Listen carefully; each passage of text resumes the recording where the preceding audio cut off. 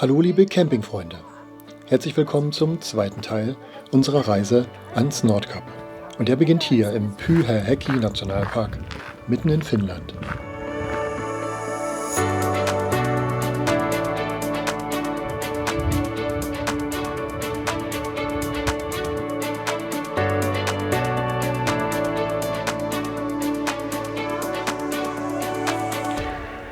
Wir sind wohlbehalten von unserer Wanderung zurückgekehrt und jetzt geht es wieder auf die Straße in Richtung Ulo. Das müsste heute zu schaffen sein und die Herausforderung ist dann dort vor Ort einen Platz zu finden. Vielleicht ja sogar an der Küste, denn das liegt halt an der Ostsee. Und ja, wir lassen es mal drauf ankommen und fahren jetzt einfach mal los. Das sind noch einige Stunden auf der Autobahn.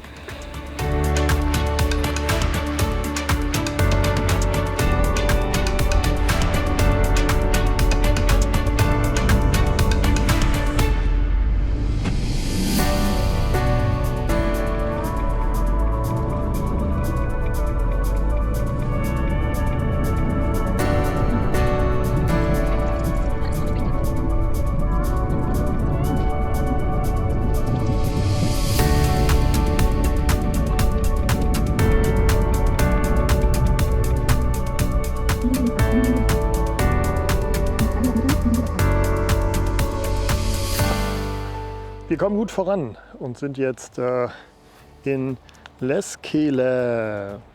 Das ist jetzt ungefähr noch 1,5 Stunden vor Ulu oder so. Wir sind letztlich am Ende wieder auf der 75 gelandet, auf der E75 und fahren die jetzt immer längs bis Ulu. Die fährt sich gut, das ist wie eine gut ausgebaute Landstraße oder Bundesstraße. Hin und wieder kommen mal so Überholspuren, wo man dann so dreispurig fährt. Aber es ist auch nicht so viel Verkehr, ein paar LKWs, ein paar Wohnwagen, die man mal überholt. Ansonsten kann man hier immer schön mit 100 lang schwimmen. Die meiste Zeit sind 100 km/h erlaubt. Wir machen jetzt eine Pause hier, essen ein bisschen was. Wir haben so einen kleinen Rastplatz gefunden, der auch ein paar Bänke hat und eine Toilette.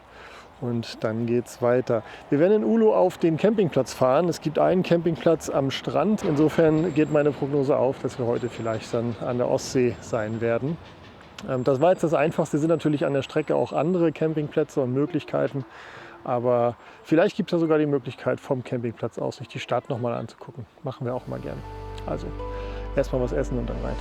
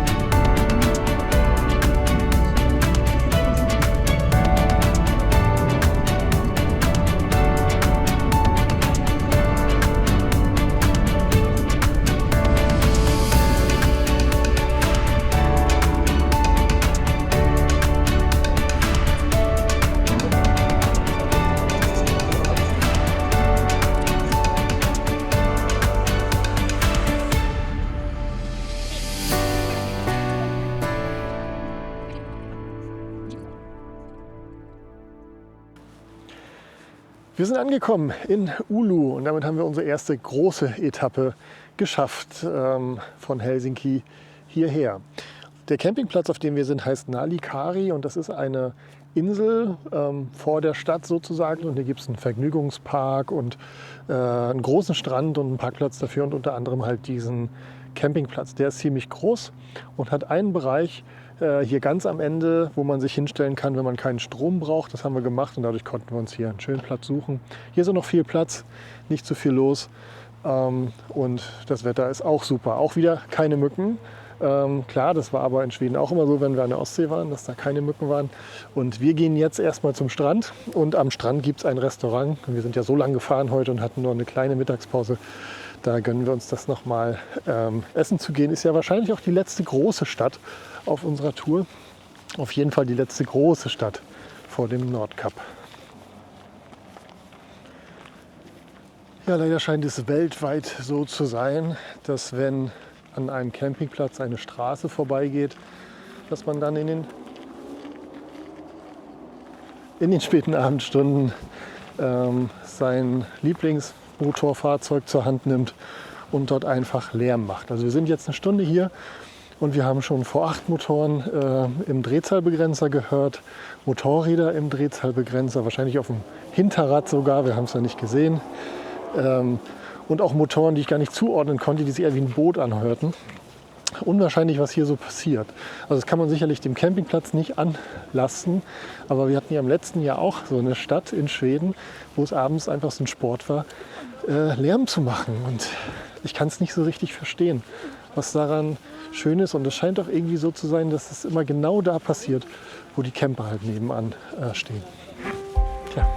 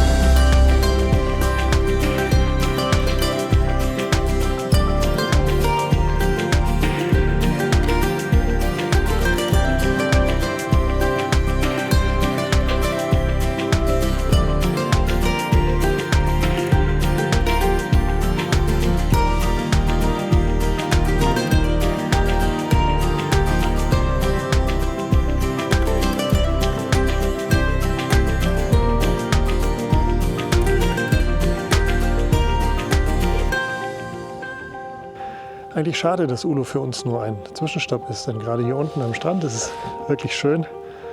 Aber wir gehen jetzt zurück zum Wohnmobil, gehen schlafen und morgen früh geht es weiter Richtung Nordkap.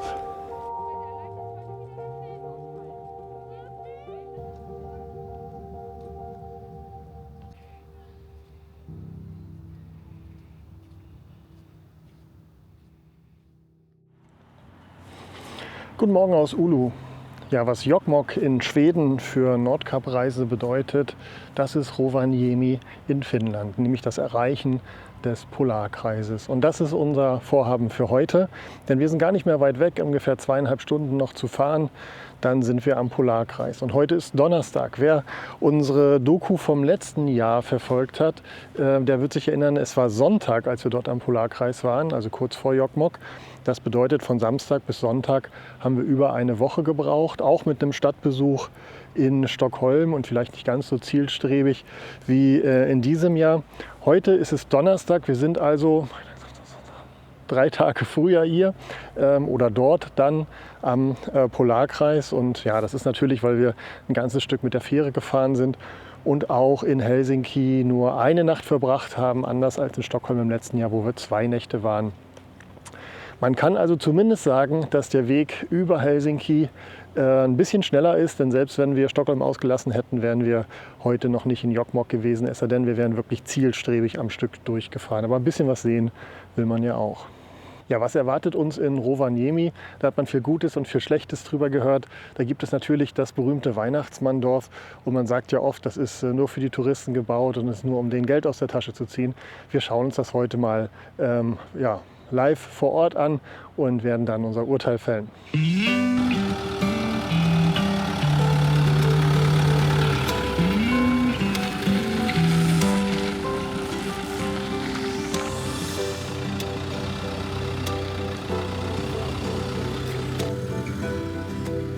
Stopp!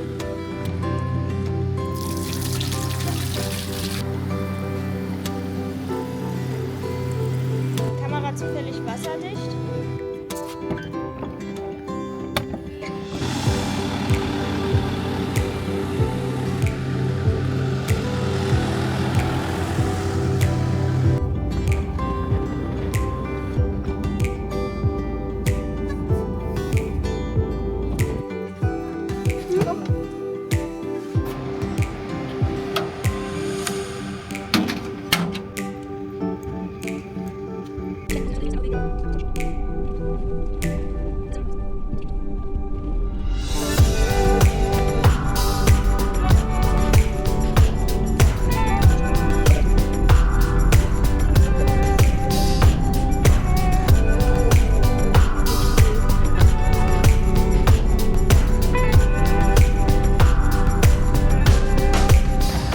wir tanken und beim letzten Mal hatten wir das Problem, dass wir mit dem Handy bezahlt haben und nur für 50 € Diesel bekommen haben. Hier wird jetzt auch mal angezeigt, dass das für kontaktloses Zahlen gilt und um für 150 € Diesel zu bekommen, müssen wir mit der Kreditkarte zahlen. Ohnehin geht das alles nur hier direkt an der Säule. Muss man also nicht erst tanken und dann bezahlen, sondern erst bezahlen und dann tanken. Okay, wir machen das jetzt mal.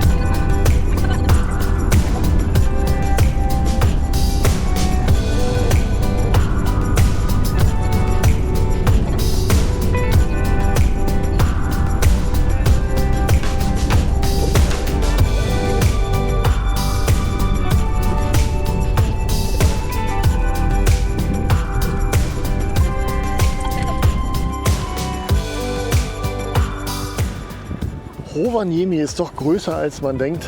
Scheint eine ziemlich große Stadt zu sein, so bestimmt nicht kleiner als Oulu, wo wir gestern waren. Und das Santa Claus Village ist jetzt noch 10 Kilometer aus der Stadt raus. Und wir nutzen jetzt eigentlich die Chance, hier nochmal richtig schön einzukaufen. Wir sind am Einkaufszentrum, was direkt an der 75 liegt, an der E75. Und sehr schön, dieses Einkaufszentrum hat Parkplätze für Wohnmobile, also richtig schöne lange. Ihr wisst ja, wir haben im letzten Jahr einen Strafzettel bekommen. Nee, ich glaube vor 2 Jahren war das schon in Schweden, weil wir mal auf der Linie geparkt haben. Das ist hier nicht notwendig. So, wir sind jetzt hier im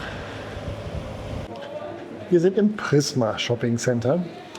So heißt das hier, direkt an der E75, wie gesagt, mit großen Parkplätzen und auch einem Hessburger, den wir schon aus einem anderen Einkaufszentrum kennen, wo man sehr schön am Terminal bestellen kann, also unsere großen Bildschirme, was sehr praktisch ist, wenn man die finnische Sprache nicht versteht und auch nicht unbedingt auf Englisch erklären möchte, was auf dem Burger weggelassen werden soll, dann macht man das halt am großen Bildschirm. Deswegen sind wir nochmal hier, esst noch mal einen Happen, dann geht's weiter.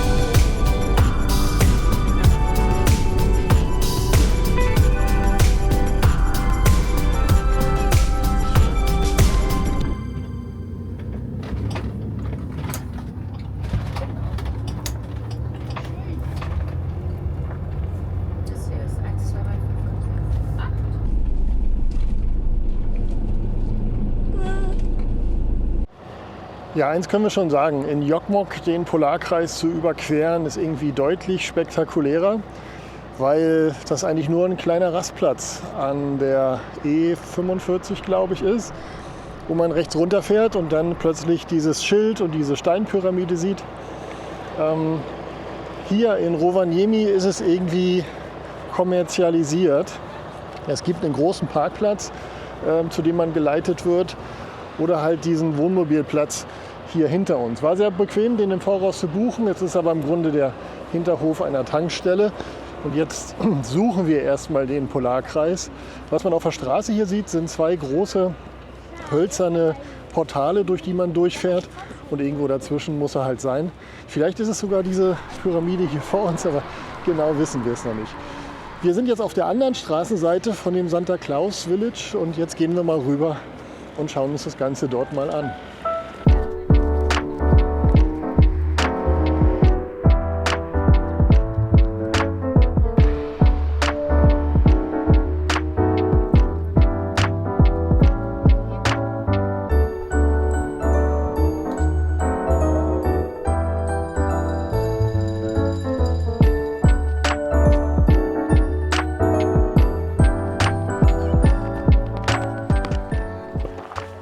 Ja, also Touristenabzocke muss man hier nicht befürchten um diese Tageszeit. Das ist jetzt halt schon kurz vor 9. Ist ja schlichtweg gar nichts mehr los im Santa Claus Village. Steht zwar an allen Schildern Open 24 Hours, aber im Grunde ist es ja nur so eine Art Gewerbegebiet mit dem Thema Santa Claus. Hier gibt es also unwahrscheinlich viele Angebote. Hinter uns ist so ein Resort, wo man sich einmieten kann. Dann stehen wir hier vor dem Haus von der Frau vom Weihnachtsmann. Es gibt hier einen Rentierpark, aber alles ist zu, 10 bis 16 Uhr. Vielleicht gibt es vorne noch so eine Art Raststätte oder Souvenirshop, der noch aufhat, vielleicht doch 24 Stunden. Das gucken wir uns nochmal an, aber im Moment ist hier alles sehr ruhig. Also wir wollten ohnehin morgen früh noch mal hierher kommen. Also nach 16 Uhr passiert hier offenbar nicht mehr viel.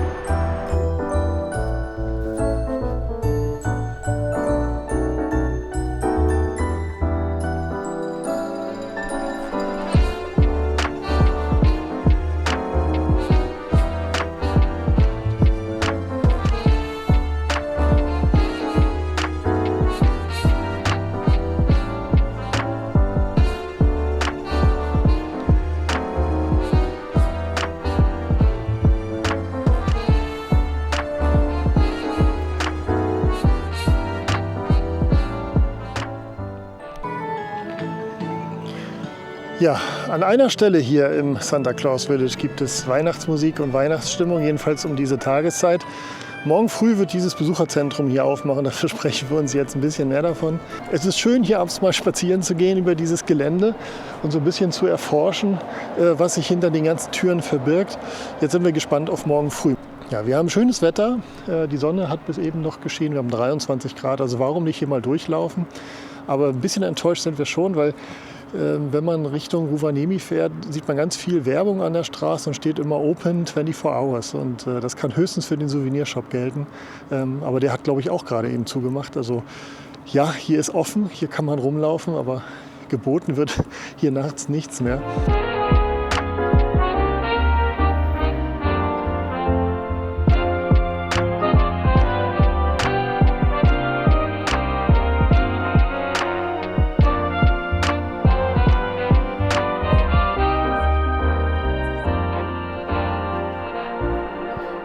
Ja, wir haben brav vorgebucht und stehen ja jetzt auf unserem Parkplatz hier auf der anderen Straßenseite. Aber hier gibt es einen großen Parkplatz und hier kann man auch mit dem Camper stehen. Das tun auch viele. Der ist kostenfrei und übernachten scheint auch kein Problem zu sein. Wenn ihr hierher kommt, müsst ihr also nicht buchen. Ihr könnt auch einfach hier stehen, frei stehen sozusagen, ohne jede Versorgung. Wir haben jetzt für 24,90 Toiletten, Duschen und eine Sauna. Also, und Strom natürlich. Also wer Strom braucht über Nacht, der ist da drüben dann besser bedient. Aber grundsätzlich kann man hier auch einfach sich auf den Parkplatz stellen und übernachten.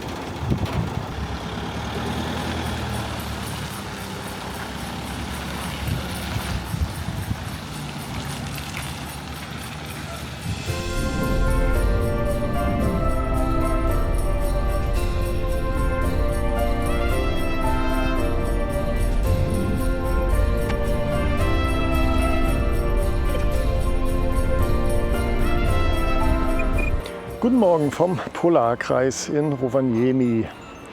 Wir haben jetzt mal die Straßenseite gewechselt, weil man auf unserem bezahlten Stellplatz bis 12 Uhr auschecken muss. Und sind hier bei Santa's Pizza and Burger. Und wenn ihr hier herkommt und ihr wollt nicht auf den bezahlten Stellplatz, aber vielleicht auch nicht auf den großen Schotterparkplatz ganz vorne, hier hinten ist ein asphaltierter Platz, stehen auch ein paar Wohnmobile. Scheint also total okay zu sein, hier hinten zu stehen und ist vielleicht auch ein bisschen ruhiger. Denn, was man sagen muss, die Straße hört man sehr stark nachts und ich bin eigentlich überhaupt nicht empfindlich, was sowas angeht. Aber gerade da, wo wir gestanden haben, gab es auch sehr viele LKWs, die da nachts dann getankt haben oder irgendwelche Aggregate haben laufen lassen. Und was man auch sagen muss, Rovaniemi hat ja einen Flugplatz oder einen Airport und der ist direkt hier hinter unserem Stellplatz. Denn ich glaube, es gibt die Möglichkeit, von Helsinki hier auch herzufliegen, um die Attraktion Weihnachtsmanndorf zu erleben. Gerade für Touristen von ganz weit her wahrscheinlich total interessant. Und da kommt so der erste Flieger auch morgens dann schon rein und den hört man natürlich sehr deutlich. Aber wir haben ja jetzt noch sehr viel Ruhe vor uns, hoffe ich mal, deswegen ist das okay. Jetzt ist alles offen im Weihnachtsmanndorf und wir schauen uns jetzt hier um.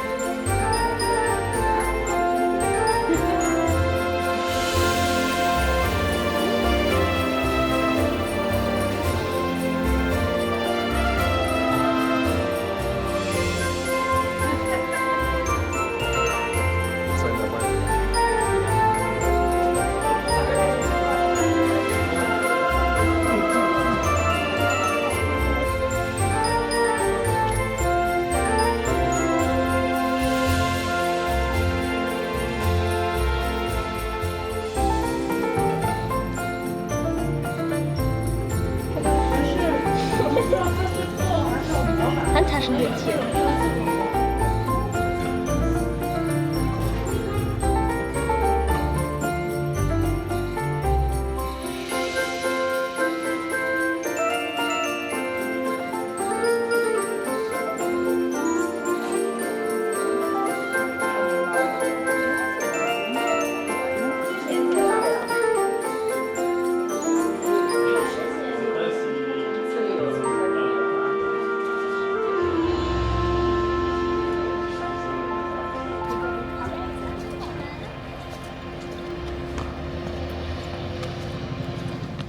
Wir haben unseren Besuch hier am Polarkreis jetzt abgeschlossen, haben uns das Santa Claus Village angeschaut. Ich wandere gerade auf dem Polarkreis. Ja, und hier kann man ruhig anhalten. Es ist im Grunde eine große, gut ausgebaute Raststätte am Polarkreis und ja, viel mehr sollte man nicht erwarten. Es ist natürlich alles irgendwie im Santa Claus-Thema hier gehalten. Aber im Grunde sind es nur ganz viele Souvenirshops. Es gibt ein schönes Postamt, wo man Karten schreiben kann, die man dann auch in einen Briefkasten werfen kann, wo sie erst zu Weihnachten zugestellt werden. Das ist vielleicht ganz nett. Es gibt hier diesen schönen Tunnel, durch den man läuft, um dann den Weihnachtsmann zu treffen. Allerdings kann man da hinten auch einen Weihnachtsmann treffen und ich habe das Gefühl, das sind zwei unterschiedliche. Kann ich gar nicht so richtig glauben, dass es da zwei geben soll. Ja, und das ist es, was man hier vorfindet, und wenn man diese Straße Richtung Nordkap fährt, sollte man hier ruhig mal anhalten und sich zumindest die Füße vertreten. Vielleicht kann man hier auch eine Nacht verbringen, so wie wir es gemacht haben. Aber man sollte sich nicht irgendwie was erwarten, so in Richtung Freizeitpark oder so. Das ist es halt definitiv nicht.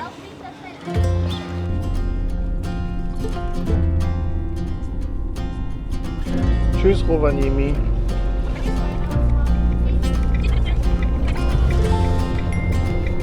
Tschüss, Weihnachtsmann.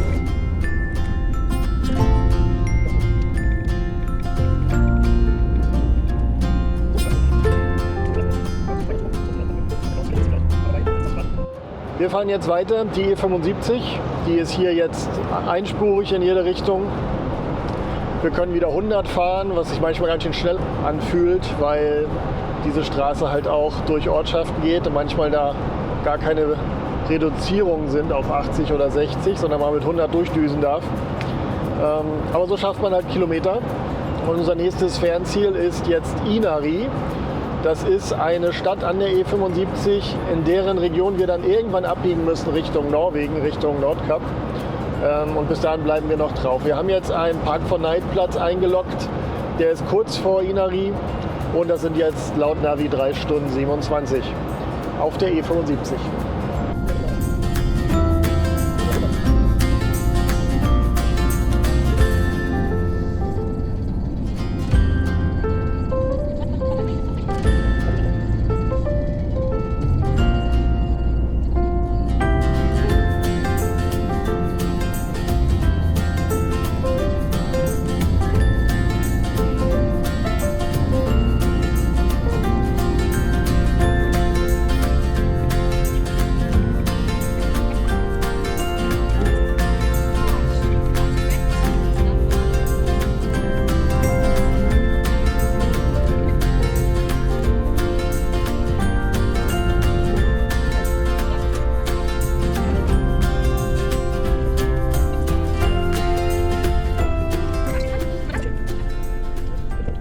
Wir haben unsere nächste Station erreicht entlang der E75. Wir sind heute ungefähr 3,5 Stunden gefahren und glauben, dass wenn wir jetzt in dem Tempo weitermachen, wir am Sonntag am Nordkap sein könnten. Heute ist Freitagabend und wir sind hier in einem Ort, der heißt Sari-Selke und auf einem Berg, der heißt Kaunisberg. Das ist ein Skigebiet. Dort hinten gibt es einige Skilifte und Pisten und solche Dinge. Hier hinter uns gibt es ein Wetterradar, schätze ich, was das ist. Das sieht man recht gut, auch von der E75 schon. Und ja, hier oben kann man hochfahren und sich hier mit dem Wohnmobil einfach hinstellen. Gibt es so mehrere Spots, da hinten auf Asphalt, hier vorne auf Schotter. Und wir haben uns einfach eine Richtung ausgesucht, uns dorthin gestellt und sind nach dem Einparken direkt stehen geblieben. Wir werden ja die Nacht hier verbringen. Hier gibt es natürlich nichts außer das Restaurant, was erst morgen aufmacht und viel Aussicht, aber das ist für eine Nacht sicherlich okay. Wir haben gerade mal auf der Karte geguckt und in diese Richtung ungefähr 40 Kilometer ist schon die russische Grenze und ganz grob in die Richtung irgendwo kommt tatsächlich schon Murmansk. Und einige der Berge, die wir hier sehen, sind tatsächlich auch russisch.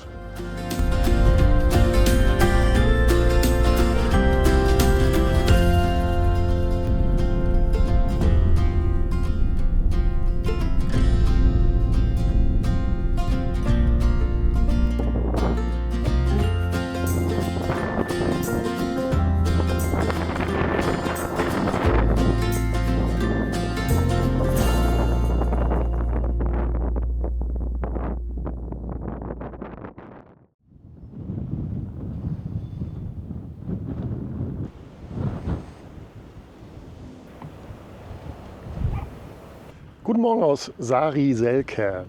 Das war eine stürmische Nacht hier auf dem Berg. Wir standen hier mit wenigen Fahrzeugen, also insgesamt sehr idyllisch, aber es hat heute Nacht doch ganz schön am Wohnmobil gerappelt, obwohl wir laut Wettervorhersage gar nicht so viel Wind hatten. Aber es ist einfach hier ein paar hundert Meter höher und das merkt man schon sehr stark. Dafür wurden wir zur Belohnung heute Morgen von Rentieren geweckt, die direkt vorm Wohnmobil standen. Die grasen jetzt hier ein Stück den Berg runter. Aber insgesamt doch ein schöner Übernachtungsplatz hier. Und die E75, auf der wir nachher weiterfahren, die liegt uns hier auch zu Füßen. Die sieht man von hier oben und da auf der geht es nachher auch weiter. Heute werden wir die Straße allerdings verlassen, denn unsere nächste Station, wenn alles so läuft wie geplant, wäre Lakselv. Das liegt dann schon auf der norwegischen Seite und das ist dann kurz vor der Stelle, wo sozusagen der norwegische und der finnische Weg zum Nordkap zusammenlaufen. Heute ist Samstag früh. Und wenn alles gut läuft, sind wir Sonntagabend am Nordkap. Wir werden sehen.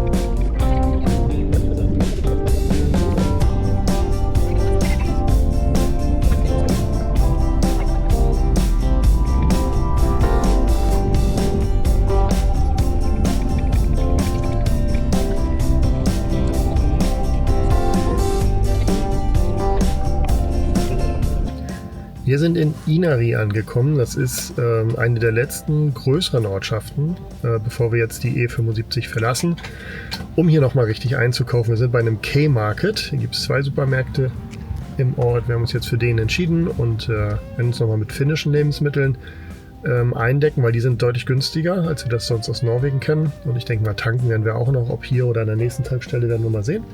Aber es macht auf jeden Fall Sinn, bevor wir über die Grenze fahren, nochmal alles aufzufüllen an Vorräten, was so geht.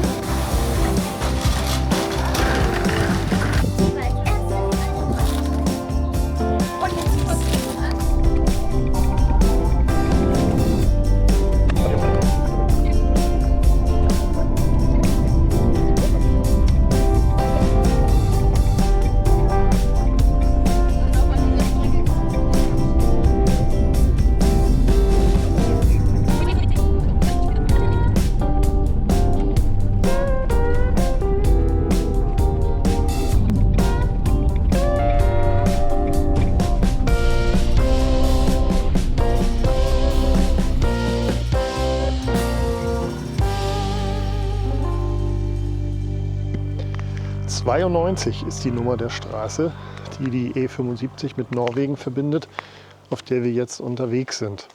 Der Abzweig ist recht unspektakulär, aber die Straße, die sich dann anschließt, die ist wunderschön, hat sehr viele Hügel, muss man sagen, und Täler. Es geht also immer auf und ab. Insgesamt muss ich sagen, ist die Fahrt seit Rovaniemi schön geworden, weil wir immer wieder Rentiere sehen, weil die Straßen einfach keine Autobahnen mehr sind, sondern einspurig in eine Richtung jeweils. Macht Spaß hier zu fahren und diese Straße ist nochmal besonders schön.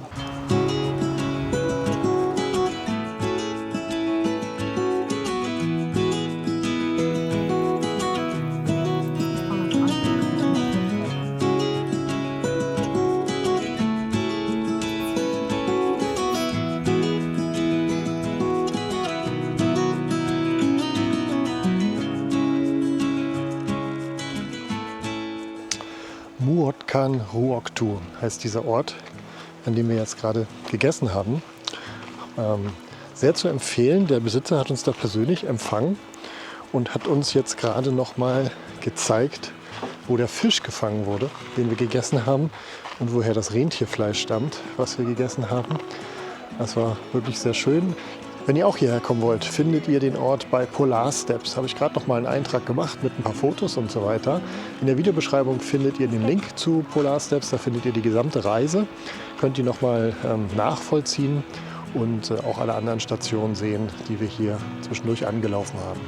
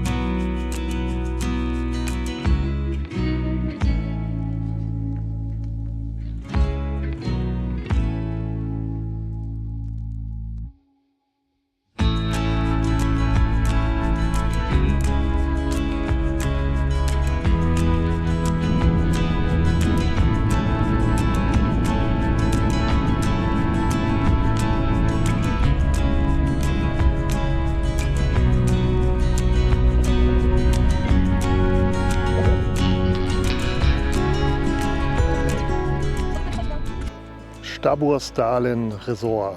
Resort ist ein bisschen übertrieben, aber Stabbursdalen heißt der Campingplatz, auf dem wir heute eingekehrt sind. Der liegt immer in Richtung Nordkap, kurz hinter dem Ort Lakselv. Wir sind jetzt in Norwegen und es ist gar nicht mehr weit, jetzt noch eine Tagesetappe bis zum Nordkap und die Straßen hier oben werden jetzt schmaler und schmaler, obwohl wir auf der E6 sind, also der großen Straße durch Norwegen und ich habe nochmal nachgeschaut, die kommt tatsächlich von Malmö in Schweden, geht dann nach Oslo in Norwegen, über Lillehammer immer weiter in den Norden und dann verläuft sie bis Alta, um dann kurz vom Nordkap einen Bogen zu schlagen und hier zurückzulaufen, sozusagen Richtung Lakselv und dann noch weiter in das östliche Norwegen rein, sozusagen in den letzten Zipfel. Und wir fahren jetzt quasi auf der E6 Richtung Alta bis zu diesem Knick und an dem Knick geht es dann auf die E69, glaube ich, zum Nordkap. So viele Campingplätze gibt es hier oben nicht mehr, weil viele natürlich auf dem Weg zum Nordkap auch freistehen und hier gibt es 1000 Möglichkeiten, das zu tun. Aber ein paar sind es dann doch und die liegen meistens sehr schön, so wie dieser hier, am Wasser. Aber der Pflegezustand hier lässt ein bisschen zu wünschen übrig. Hier ist vieles eingewachsen von den eigentlich schönen Anlagen. Und wenn man so die Bewertungen liest, egal ob bei diesem Platz oder bei den anderen, alle haben irgendwie einen Haken. Deswegen darf man hier nicht zu wählerisch sein. Wir sind auf einem Campingplatz, weil wir heute nochmal die Duschen und die Fähr- und Entsorgung nutzen wollen, beziehungsweise morgen früh, bevor wir dann wahrscheinlich 2 Nächte vielleicht sogar am Nordkap verbringen, das wissen wir noch nicht genau. Aber deswegen war uns wichtig, heute den Campingplatz nochmal anzulaufen.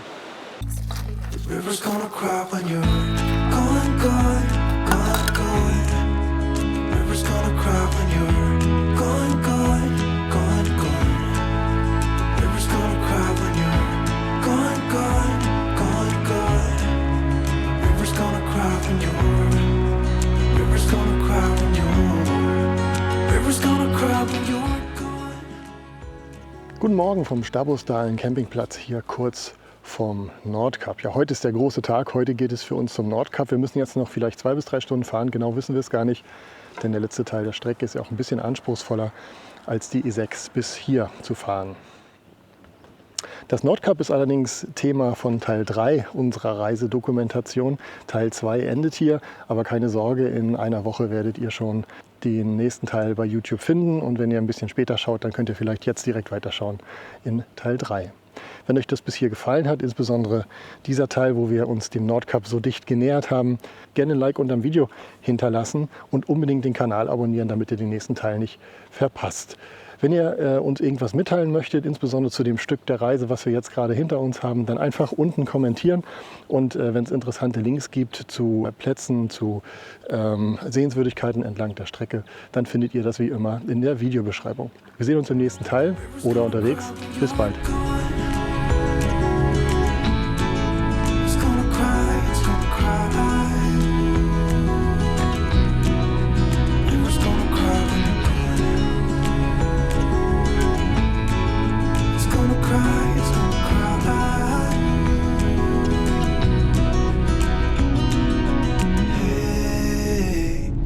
You want to leave this place where we grew up, this old town, just leave it all behind. The river's gonna cry when you're gone.